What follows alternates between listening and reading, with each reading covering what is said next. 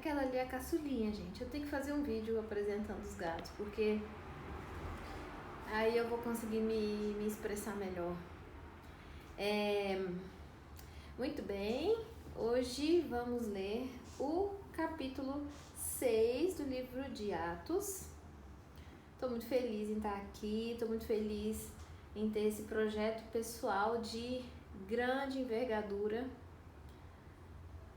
que é ler a Bíblia toda aqui no YouTube, capítulo por capítulo, leve o tempo que for, o que me faz ter alegre confiança na possibilidade de executar esse projeto é nada menos que a graça de Deus, a generosidade de Deus e a humildade de Deus.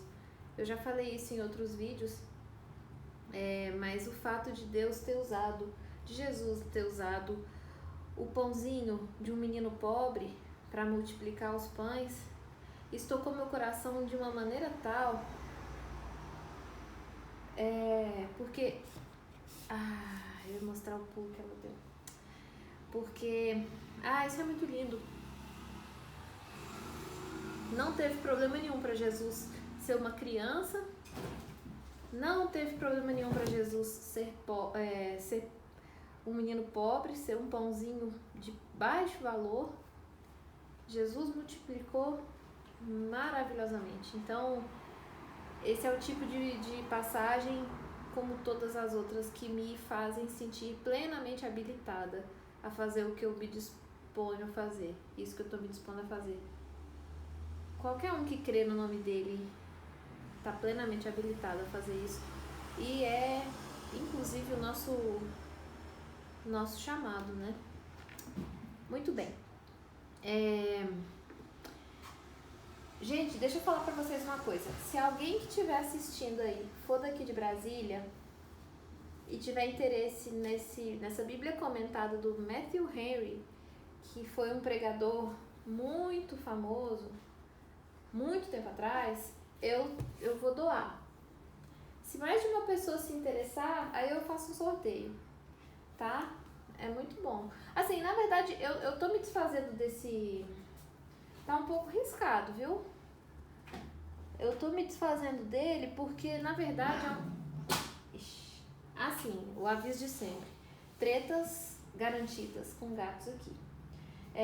Eu tô me desfazendo dele porque, na verdade, é o resumo. E, poxa, o resumo do comentário eu acho meio ruim, sabe? Eu prefiro ler ele todo. E no Blue Letter Bible, que é o site que eu tô acessando sempre, tem tudo, sabe? Deixa eu ver aqui se eu... deixa eu ver aqui, por exemplo, o livro de Atos, o que ele fala. Aí eu vou só mostrar isso, vou fazer uma oração e a gente cai pra dentro desse banquete. Cadê? João. Eu tava estudando o livro de João aqui por ele, ó.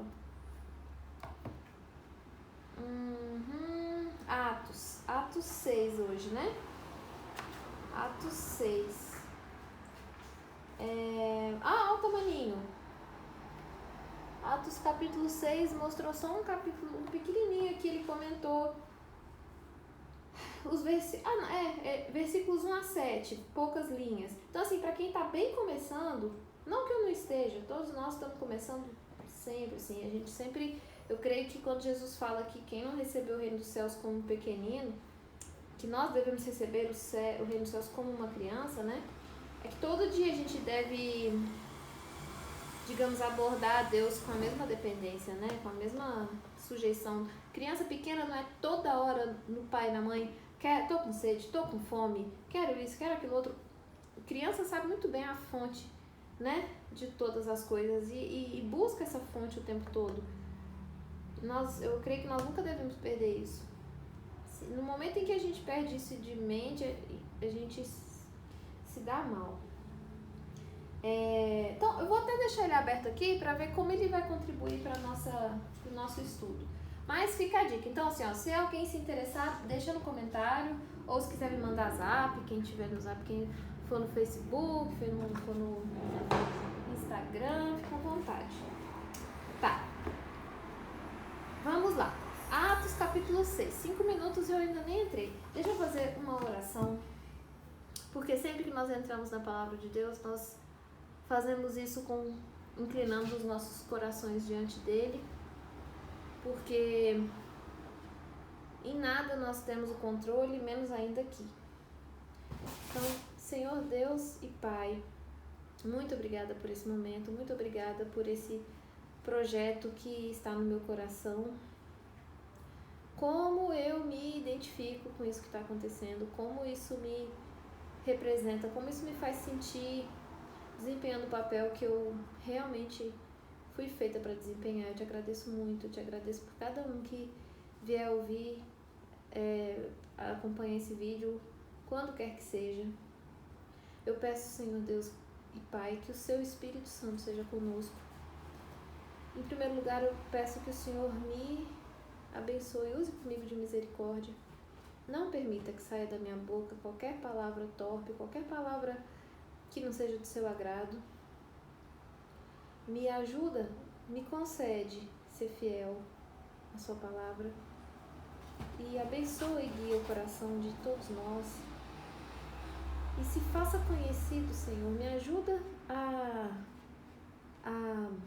ser um instrumento pelo qual as pessoas venham a conhecer a natureza do seu coração.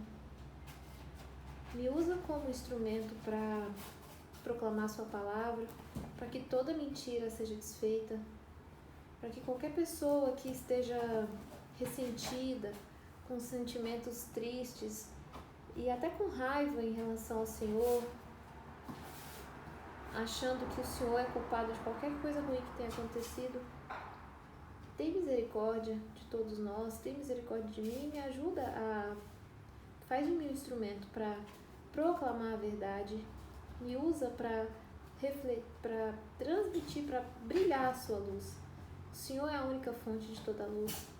Nós fomos feitos para transmitir essa luz que pertence ao Senhor. Seja conosco nesse estudo, Pai. Nós precisamos do Senhor para tudo. Em nome do seu Filho eu peço, amém. É triste, a pessoa faz oração já pensando que a casa vai cair. Amém. Vamos lá. Então, Mateus capítulo... Gente, faz tanta diferença fazer uma oração antes de... Nossa, faz muita diferença. Acho que, entre outras coisas, é uma questão de organização, botar cada coisa no seu lugar, sabe? Quem é responsável pelo quê? Qual é o papel do Espírito Santo? Qual é o papel do Rei, né? Do Senhor Deus? Qual é o meu? Deixa eu só fazer uma coisa. Eu vou botar essa cesta na porta, porque a minha gata está praticamente derrubando a porta. Ela arranha querendo sair e a porta já está toda arranhada. Peraí. Né? Não pode não, menina. Depois a gente passeia mais. Depois. Eu já passeei. Tá. Muito bem, vamos lá. 8 minutos e eu ainda nem comecei. I'm sorry. Qual é o resumo do capítulo 6 de Atos? Isso eu peguei justamente do comentário bíblico de Matthew Henry. Só que não desse aqui, do que tá a Pipinha ali. Ah, bonitinha. Vou deixar ela aqui um pouco. Mas não é pra prestar atenção só nela não, gente. A gente vai ver o descontentamento entre os discípulos sobre a distribuição da caridade. Nós vamos ver a eleição e a ordenação de 7 homens que deviam tomar cuidado do assunto e aliviar o fardo, né, dos apóstolos. O crescimento da igreja, né, com o adicionamento de muitas pessoas. O caso particular do Estevão, um dos 7 que foram designados para cuidar das viúvas. Aí, em relação ao Estevão, a grande atividade dele para Cristo, a oposição que ele encontrou vinda de muitos inimigos do cristianismo e as disputas que tiveram contra ele.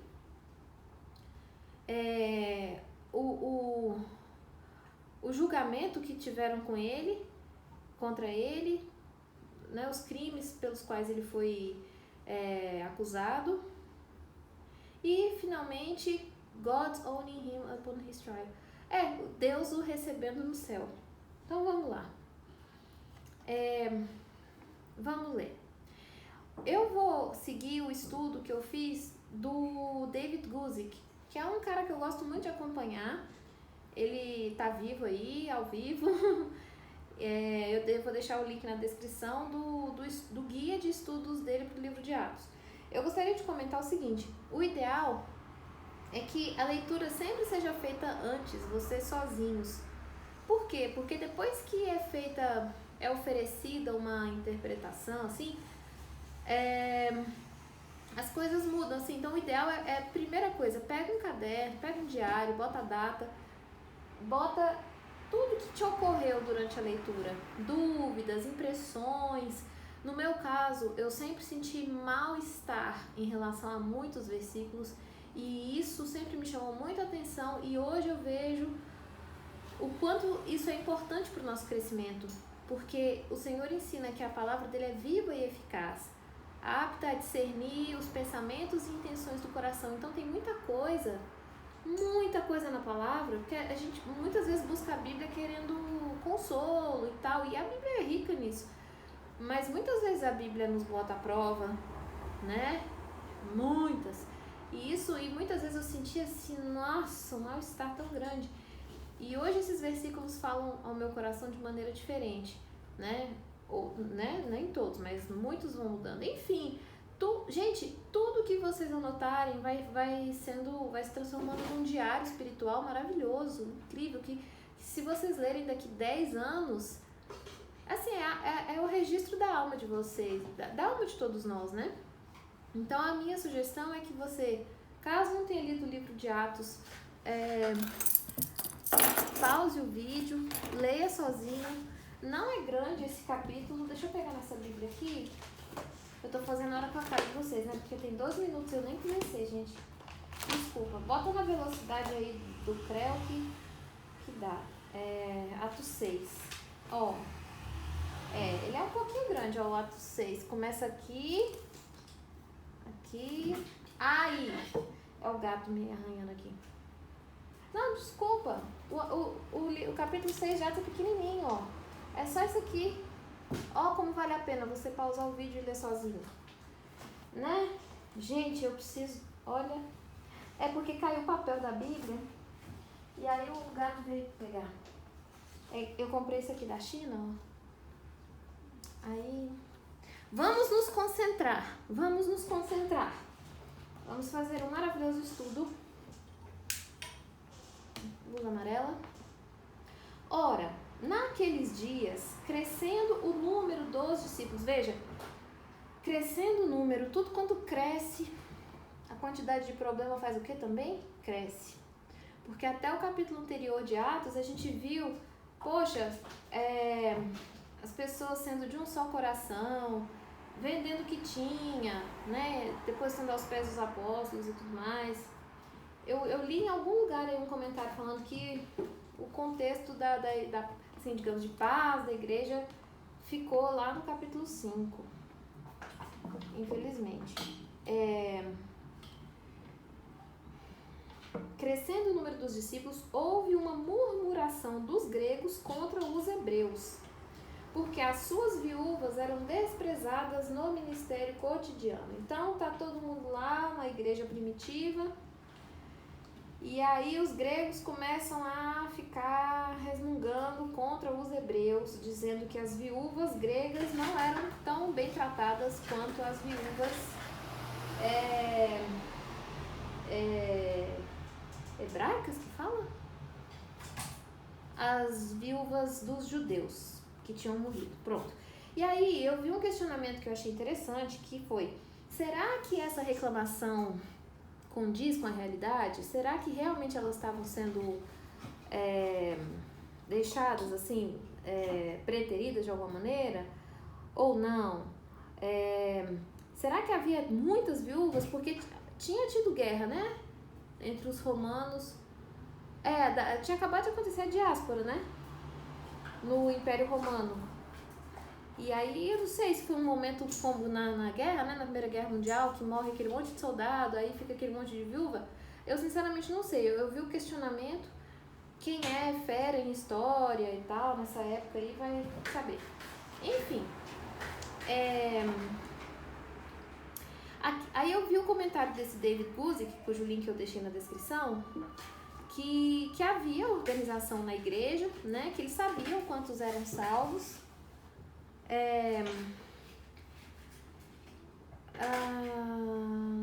Que isso já demonstra algum nível de organização. Podia não ser tanto quanto eles queriam, mas tinha. Tá. Esse é um monte de gato apontando e aquela ali só olhando. Essa aqui é a mais boazinha de todas. Muito bem. Aí o David Guzik faz um comentário que eu achei interessante. Que o diabo ama usar um erro que não foi intencional para iniciar um conflito. Que essa poderia ser uma condição perfeita para uma divisão da igreja.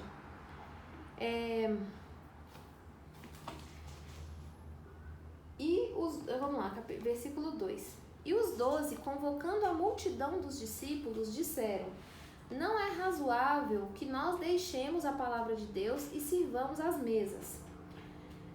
Isso quer dizer que não era razoável que os 12 apóstolos deixassem de pregar a palavra e orar, como eles faziam, para cuidar da administração, para cuidar da logística, digamos, da parte bem administrativa. Mas isso não quer dizer que os discípulos estavam, digamos, relegando esse tipo de atividade como uma atividade de menor valor, menos importante, sabe, que eles não eram dignos disso de forma alguma.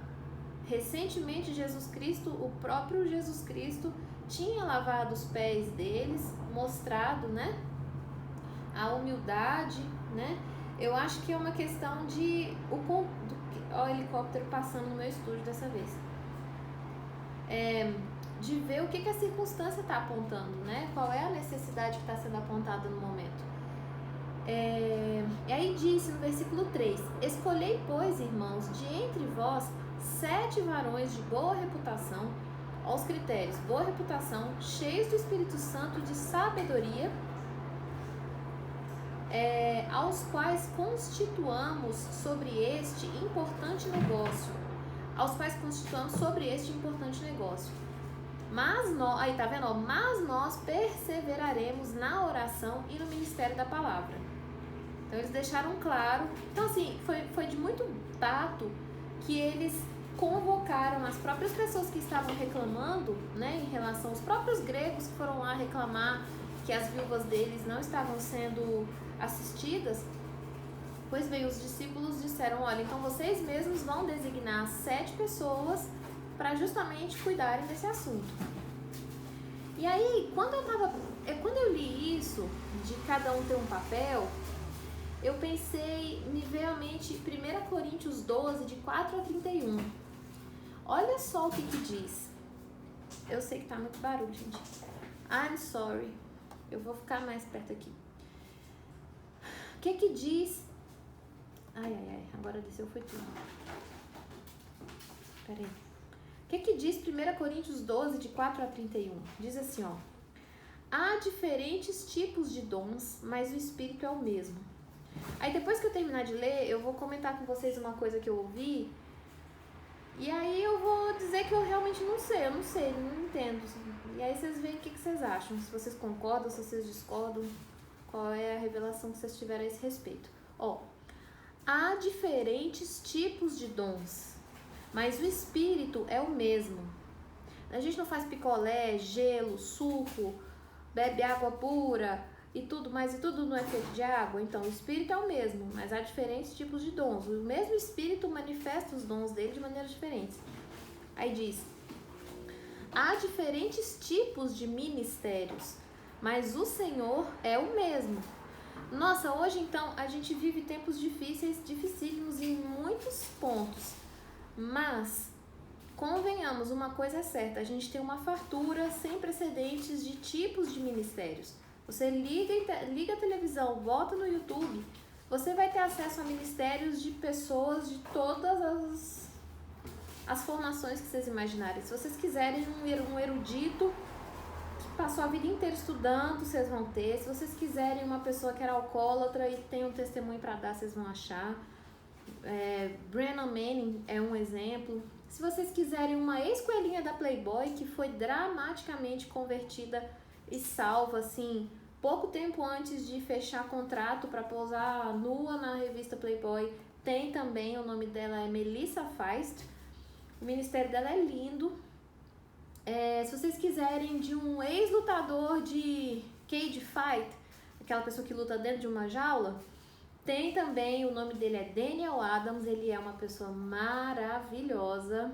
A esposa dele é linda demais, também tem um ministério maravilhoso. Então, assim, se vocês se identificam com pessoas que praticam esporte, vocês têm admiração. O marido da Melissa Feist, por exemplo, é um campeão de motocross, o nome dele é Ronnie Feist. Os dois têm ministério juntos e individualmente também. Se eu não escrever, eu não vou lembrar de deixar o link. Como eu já tomei muito tempo de vocês, deixa eu tomar mais um pouco. Deixa eu botar aqui, ó. Vou botar o link do Ronnie, do Daniel, do Brennan Manning. Eu já comentei de um mariner, né? Que é o Todd White, que ele é maravilhoso. Ele tem um dread que vai até a cintura. Então, assim, se você quiser... hoje eu tô a fim de ouvir alguém falar sobre a palavra, sabe, que tenha tais características, porque me identifico com uma pessoa com tais características, você vai achar. Tem uma engenheira maravilhosa americana que teve bebezinho há pouco tempo. Ela é o oposto desse canal aqui. O canal dela é totalmente o oposto. É tudo organizado, tudo editado, tudo maravilhoso. Ela pontua tudo. Ela não faz o telespectador perder um segundo da vida dele esperando ela achar nada.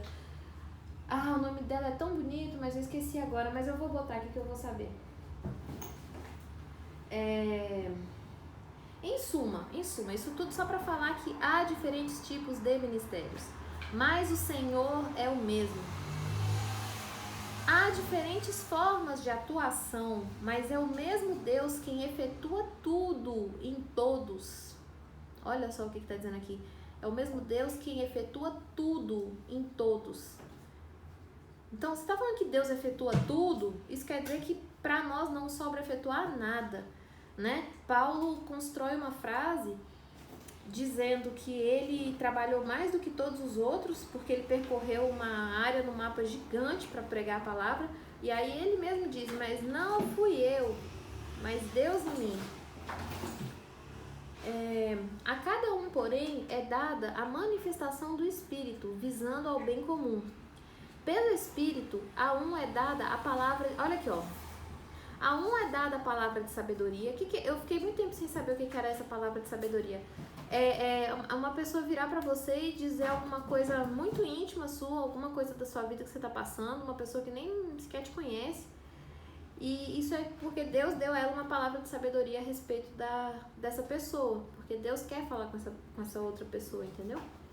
Então, Deus dá a palavra de sabedoria. E eu ouvi uma vez uma moça falando que estava olhando para outra e ela tinha que dar essa palavra de sabedoria e só vinha uma piscina na cabeça dela. Tipo, uma piscina de bolinha, sei lá, uma coisa... Ela falou, gente, o que isso tem a ver? Isso não sai da minha cabeça, eu tô na frente da pessoa, mas eu não tenho nem coragem de falar isso com ela.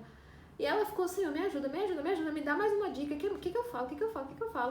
E nada aconteceu. Ela, olha, só me vem aqui uma piscina de bolinha, eu não lembro exatamente o que foi. E assim, isso tinha representado tudo na infância dessa pessoa, e ela tinha passado por uma situação muito difícil em relação a isso. Enfim, é quando Deus dá uma palavra para outra, para ela falar para uma pessoa que provavelmente não conhece, ou, né?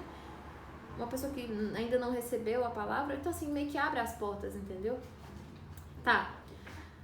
Pelo Espírito, a um é dada a palavra de sabedoria, a outro a palavra de conhecimento. Ixi, eu não sei a diferença entre palavra de sabedoria e palavra de conhecimento. Pelo mesmo Espírito. A outro, fé pelo mesmo Espírito. A outro, dons de cura pelo único Espírito.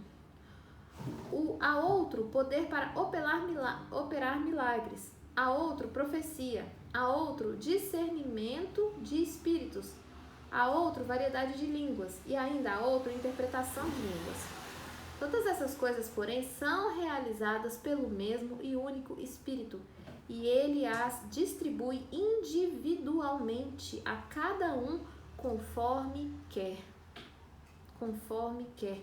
Isso está totalmente de acordo com o que Jesus ensina para Nicodemos lá em João, equiparando o Espírito Santo ao vento, que a gente não sabe de onde vem, não sabe para onde vai, a gente não tem o menor domínio sobre o vento. Ele vai para onde quer e nós vemos o efeito do Espírito. Então, e ele as distribui individualmente a cada um conforme quer. Eu acho que em várias passagens da Bíblia é falado sobre a liberdade da vontade do Espírito Santo, assim, que nada o constrange, entendeu? Tudo é conforme ele quer. Ora, assim como o corpo é uma unidade, só uma coisa muito importante antes de seguir em frente em relação à vontade do Espírito Santo. Uma observação muito importante. Como é que nós nos colocamos diante disso? Existem coisas que nós fazemos ou deixamos de fazer que nos torna mais utilizáveis para Deus. A Bíblia é muito clara em dizer o tempo todo que são os nossos pecados que fazem separação entre nós e o nosso Deus. Então, quanto mais a gente ouve o que Deus chama de pecado e busca o que ele ensina, que é tá judiando do outro, não pode, peraí, gente, não pode. É porque eles miam muito, mas esse miado me pareceu diferente. Então a gente precisa, então existem coisas que a gente pode fazer para se tornar mais utilizável. Uma parte muito bonita da Bíblia que eu acho que mostra isso muito bem é o Zaqueu, né? O baixinho, o homem bem baixinho, estatura baixa mesmo, que soube que Jesus ia passar por um determinado lugar. Ele não quis saber, ele se virou, subiu na árvore, ficou lá em cima porque era a única chance que ele tinha de ver a Jesus. E Jesus, obviamente, sabia disso, já olhou pra cima. E aí, Zaqueu, né? Já marcaram, já se falaram lá.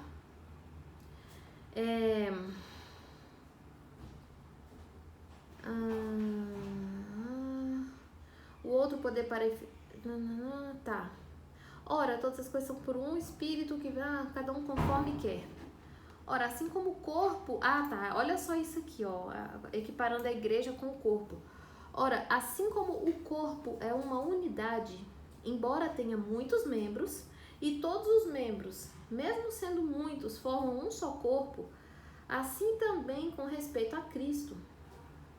Somos muitos membros formando um só corpo. Pois em um só corpo todos nós fomos batizados em um único Espírito.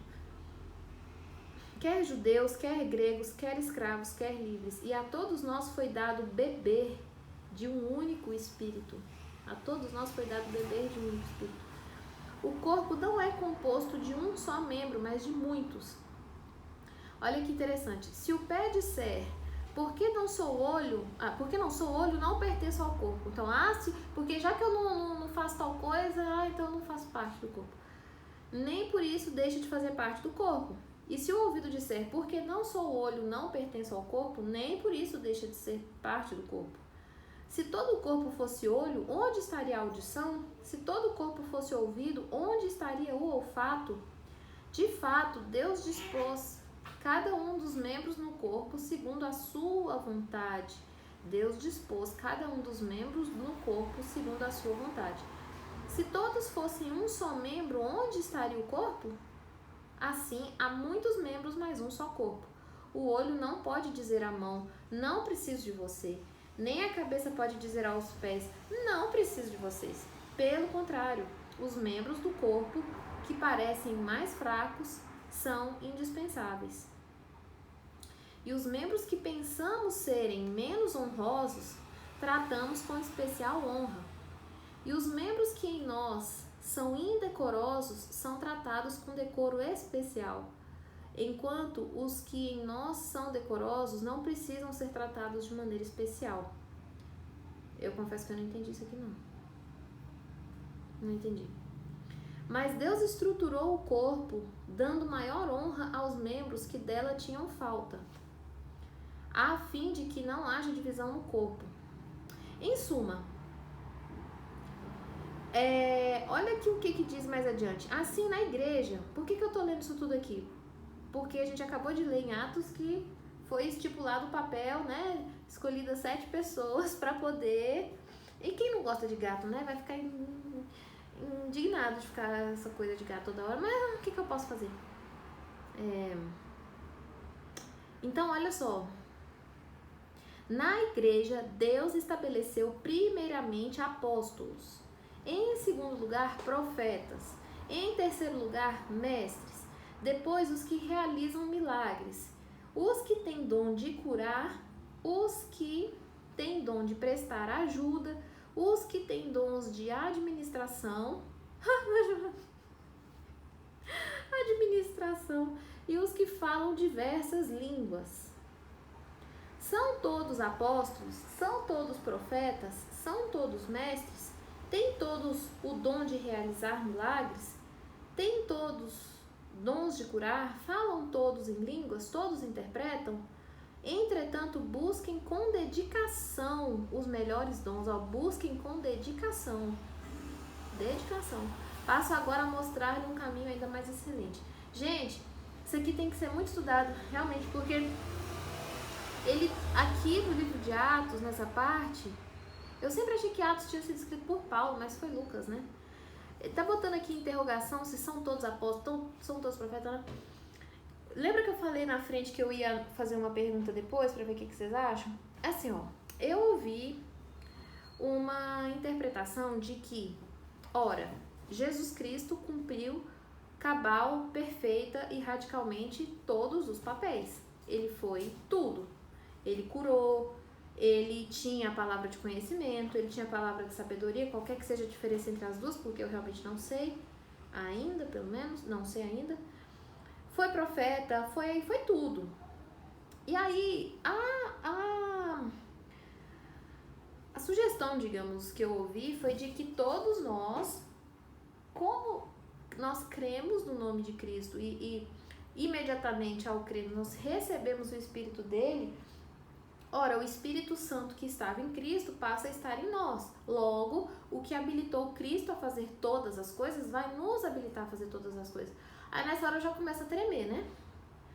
Porque pensando assim aí qualquer coisa que a gente faz é só por graça de Deus, total. Aí assim, eu fiquei muito surpresa, sabe? Faz sentido na teoria realmente, mas assim, eu acho que o nível de fé, além do Espírito Santo, assim, é que vai, não sei. Em suma, eu na teoria eu entendo isso, mas eu acho que, assim, quando eu olho ministérios que eu conheço por aí da internet, eu vejo, assim, um foco, sabe? Assim, um ministério de cura, um ministério de pregar a palavra. Claro, tem o Daniel Adams, por exemplo, esse cage fighter, esse que lutava, né, na jaula, na gaiola, né? Gaiola. Ele faz, o ministério dele é totalmente de deliverance, né, de libertação, mas, nossa, os vídeos que ele tem de pregação do evangelho, nossa, gente, pena que tá restrito, é só pra quem paga que tá disponível, mas se você tiver interessado e quiser ver, pode me mandar uma mensagem que eu vou pedir pra uma pessoa que ajuda ele no ministério a cuidar de tudo, que ela disponibiliza, que eu acho que são $5 por mês e ela consegue de graça. Enfim, tem 2 ensinamentos, que ele tem umas aulinhas, sabe? Pra quem quer ser certificado pelo ministério dele. Ele tem 2 que são, assim, todas são maravilhosas, mas 2 ficaram muito fortes na minha cabeça, que é sobre a sociedade de honra. Ele fala como que no reino de Deus tudo gira em torno de honra, né? Honrai-vos uns aos outros, honrai pai e mãe, ao passo que no mundo como, né, decaído em que nós vivemos, não há honra, não há respeito, né? Há muito cinismo e etc. Então, assim, o vídeo dele sobre sociedade de honra e o que ele fez sobre jejum. Ele comenta o jejum que ele fez de 40 dias, numa humildade, ele fala isso numa tranquilidade tão grande, e foi muito tempo atrás. Ele disse que inclusive tentou fazer de novo, já não rolou. Em suma, por que eu tô falando tudo isso? Ele prega o evangelho maravilhosamente, mas o foco do ministério dele é libertação, entendeu? Aí, tá, isso tudo porque a gente tava lendo ali que foram escolhidos 7 pra quê? Pra cuidar das viúvas gregas, que estavam se sentindo preteridas em relação às viúvas judias. As viúvas dos hebreus, acho que é melhor falar assim.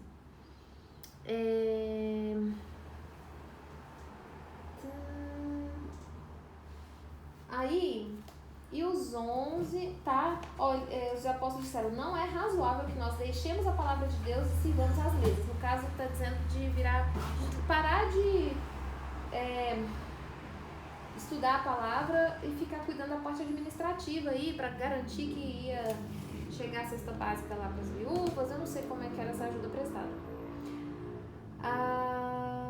Aí tá, então falou, então escolhe aí 7 varões de boa reputação, cheios do Espírito Santo, sabedoria, tal, mas nós perseveraremos na oração e no ministério da palavra. E este parecer contentou toda a multidão. Olha que legal, eles falaram, então a solução que a gente vai dar é essa, e todo mundo ficou satisfeito com esse parecer.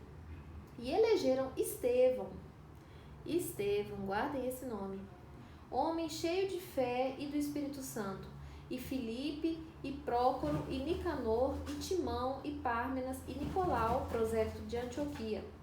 E os apresentaram ante os apóstolos, e estes, orando, lhes impuseram as mãos. Imposição de mãos, um negócio importante. E crescia a palavra de Deus, e em Jerusalém se multiplicava muito o número dos discípulos, e grande parte dos sacerdotes obedecia à fé. Eu não sei o que significa dizer isso aqui. Grande parte dos sacerdotes obedecia à fé. Parte dos sacerdotes que não eram da igreja. Tá difícil.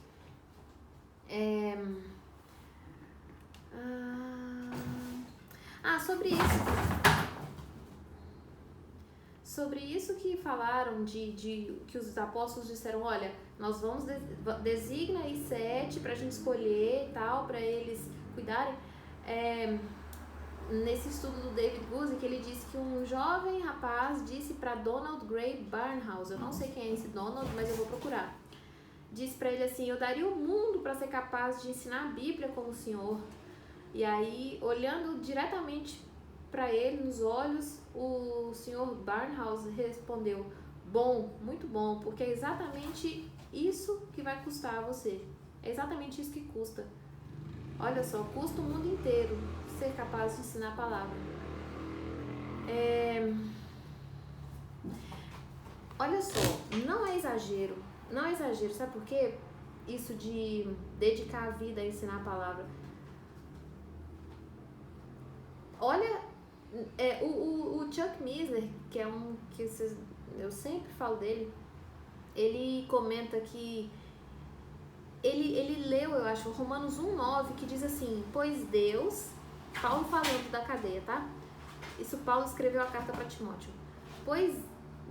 Romanos.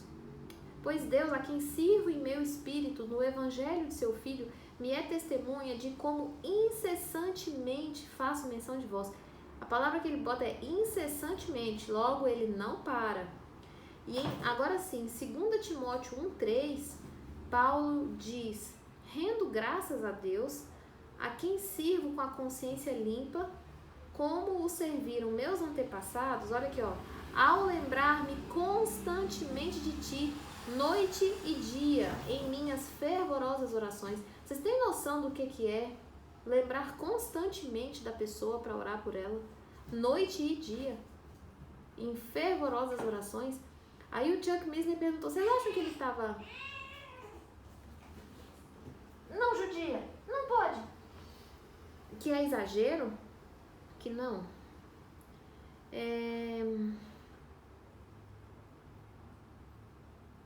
Tá, e aí tá falando aqui, né, que a decisão agradou a todos de escolher 7 e tal. E aí ele observou que os 7 nomes mencionados são nomes gregos. Então olha que legal. Eles pegaram justamente, né, quem estava se sentindo ofendido e colocou essas pessoas que estavam se sentindo ofendidas no centro da solução do problema. Isso não é maravilhoso? Isso não é maravilhoso? É o mesmo que, vamos supor, a esposa reclama com o marido uma coisa, o marido reclama com a esposa uma coisa, e um fala com todo respeito pro outro, né? Acha a decisão e bota a pessoa que está apresentando o problema como parte decisiva para ajudar a encontrar a solução, né? Porque muitas vezes a gente vê a pessoa reclama, mas não quer ter nada a ver com a solução do problema.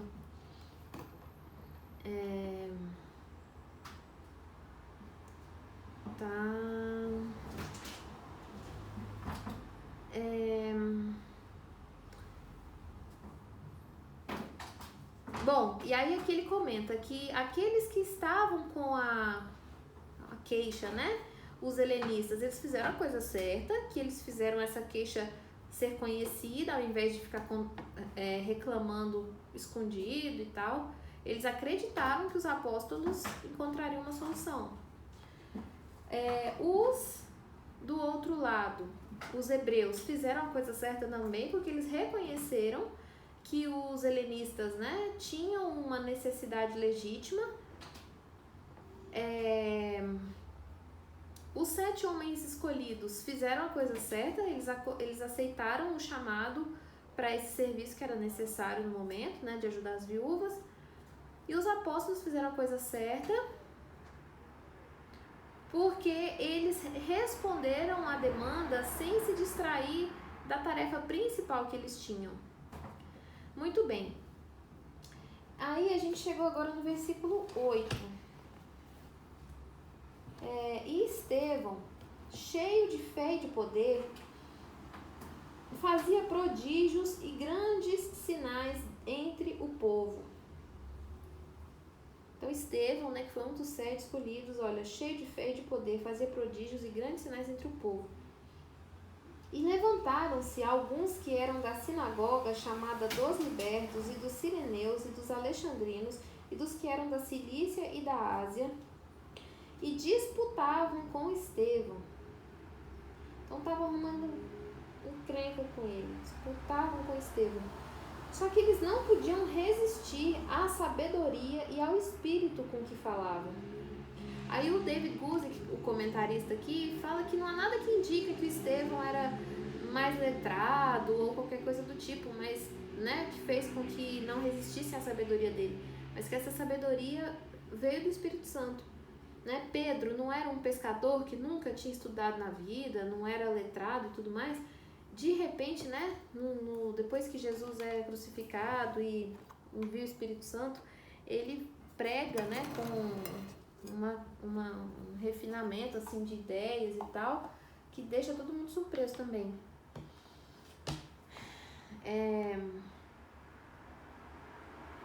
Então, não podiam resistir à sabedoria e ao espírito com que falava. Ora, se eu não tenho armas para lutar, né, para disputar com ele de maneira, digamos, honesta, o que eles fizeram? Subornaram uns homens para que dissessem: então eu vou te pagar aqui para você dizer, para você mentir que ouvimos-lhe proferir palavras blasfemas contra Moisés e contra Deus. E excitaram o povo, os anciãos e os escribas, e investindo contra ele...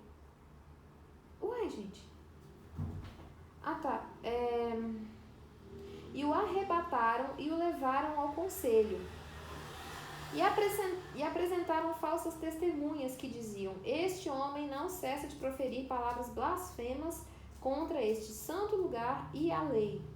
porque nós lhe ouvimos dizer que esse Jesus, o Nazareno, há de destruir este lugar e mudar os costumes que Moisés nos deu. Então todos os que estavam assentados no conselho, fixando os olhos nele, viram o seu rosto como o rosto de um anjo.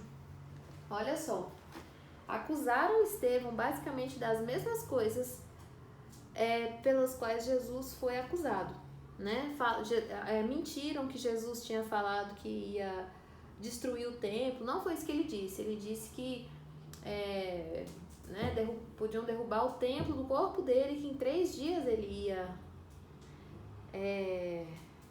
levantá-lo novamente. E aí o David Guzik comenta, né, que é boa coisa ser acusado das mesmas coisas que Cristo foi acusado. Ser acusado injustamente, óbvio, né?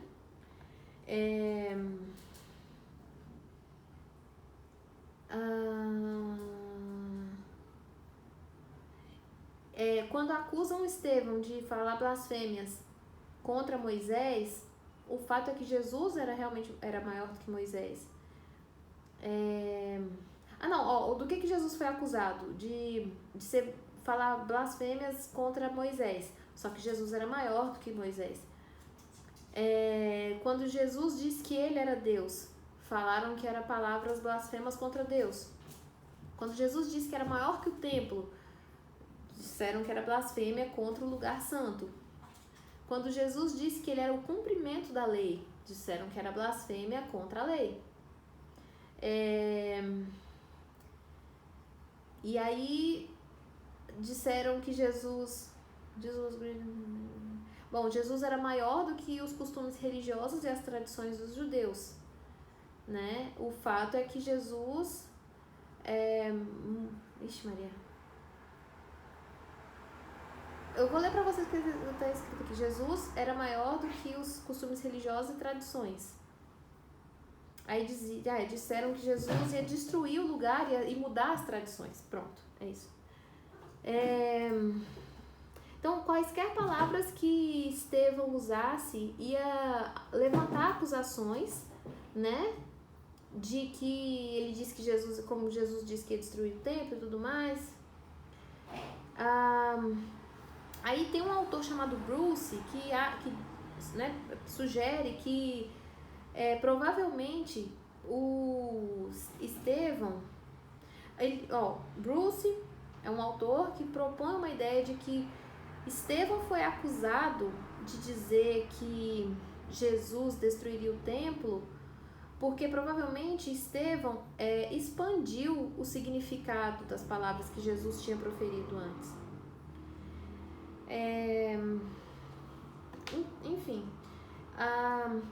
aqui quando diz que o rosto de Estevão brilhava como a face de um anjo, o David Guzik diz que o rosto dele refletia a perfeita paz e confiança daquele que sabe, daquele que conhece e confia em Deus. E aí ele compara, né, o rosto de Estevão está brilhando nesse momento com o rosto de Moisés, que brilhava quando ele conversava intimamente com Deus, quando ele subia a montanha. Eu já comentei isso antes, vou comentar de novo. No Antigo Testamento, Moisés era o único que podia subir a montanha e falar com Deus, né? E a Bíblia fala que Deus falava com Moisés como quem fala a um amigo. Ao passo que se qualquer outro subisse, ia morrer incinerado rapidinho, antes de chegar na beirada da montanha.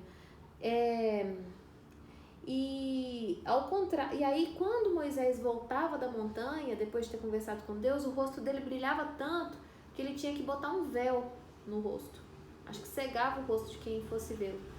E aí eu ouvi uma vez um comentarista dizer que Jesus veio com também digamos, um véu cobrindo o brilho da santidade dele, pelo fato de ter vindo em carne, né? E Jesus foi aquele que nos habilitou a subir a montanha, assim como Moisés. Antes era só Moisés. Todo mundo ficava lá embaixo esperando ele voltar com o resultado da conversa com Deus, né? Conversa com Deus assim, Deus, na verdade, justamente transmitiu a Moisés os mandamentos. Então todo mundo ficava embaixo esperando a resposta, esperando saber. E aí Jesus, né, ele botou uma escada rolante para nós, uma escada rolante totalmente aberta para todo mundo, para a gente poder subir e se dirigir a Deus, ao Altíssimo, entendeu? Jesus nos comprou com o preço do sangue, com o preço da vida dele, esse direito maravilhoso.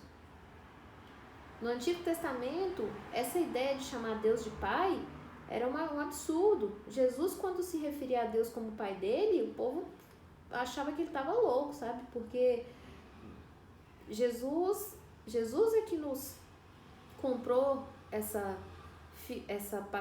filiação, né? Então, que a face de Estevão está brilhando como de um anjo, significa que ele estava em perfeita paz, porque ele sabia que a vida dele estava nas mãos de Deus e que Jesus nunca esquece o seu povo. Muito bem. Pessoal, eu vou encerrar por aqui o estudo do capítulo 6 de Atos. Me desculpem pelas bagunças, que foram muitas. Tudo que eu li eu vou colocar na descrição. Sim, deixa eu ver aqui o que esse livro vai falar.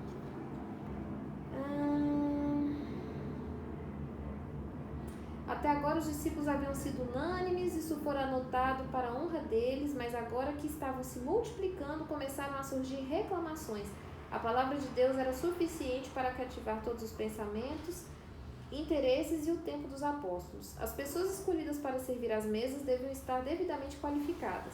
Devem estar cheias com os dons e graças do Espírito Santo necessários para administrar corretamente este encargo. Devem ser homens verazes, que odeiem a cobiça. Todos os que estão a serviço da igreja devem ser encomendados à graça divina pelas orações da igreja. Eles os abençoaram no nome do Senhor. A palavra e a graça de Deus são grandemente magnificadas quando trabalham nas pessoas que parecem menos prováveis para isso. A palavra e a graça de Deus são grandemente magnificadas quando trabalham nas pessoas que parecem menos prováveis. Isso mesmo. Quando não puderam... Tá, e aí isso foi um resumão, né? Dos versículos 1 a 7. Agora, o que esse Matthew Henry aqui fala dos versículos 8 a 15? Quando não puderam contestar os argumentos de Estevão como polemista, julgaram-no como delinquente e trouxeram falsas testemunhas contra ele. É quase um milagre da providência que um maior número de pessoas religiosas não tenha sido assassinada no mundo por meio de perjúrios e pretextos legais, quando tantos milhares as odeiam e não têm problemas de consciência por falar falsamente. Uma coisa que me ocorreu muito interessante, com certeza tem alguma coisa, tem coisa para ser estudada aí, o fato de Estevão, o fato de tudo ter começado assim, Estevão vai acabar sendo apedrejado, né? A gente vai ver isso no próximo capítulo. Mas o fato de tudo ter começado com uma disputa por causa das viúvas, eu pensei assim, se tem como estudar uma coisa relacionada à outra, porque o desfecho foi o apedrejamento de Pedro, mas tudo começou com a reclamação por causa das viúvas gregas. E Estevão foi o primeiro, né, designado. Quando eles listam o nome dos varões que iam cuidar disso, o Estevão é o primeiro nome citado. Interessante, né? Aí diz aqui: a sabedoria e a santidade fazem o rosto de um homem brilhar. Desculpa. Ainda que não garanta aos homens que não serão maltratados, não mesmo, né? Que diremos do homem um ser racional, mas que ainda assim tenta sustentar um sistema religioso por meio de falsos testemunhos e assassinatos. Isso tem sido feito em inumeráveis casos. A culpa não reside tanto no entendimento quanto no coração da criatura caída, que é enganoso e perverso acima de todas as coisas.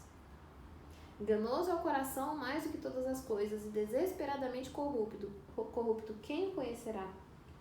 A Bíblia nos ensina, né? Está em Provérbios? Não sei. Porém, o servo do Senhor, que tem a consciência limpa, uma esperança jubilosa e os consolos divinos, pode sorrir em meio ao perigo e à morte. Muito bem.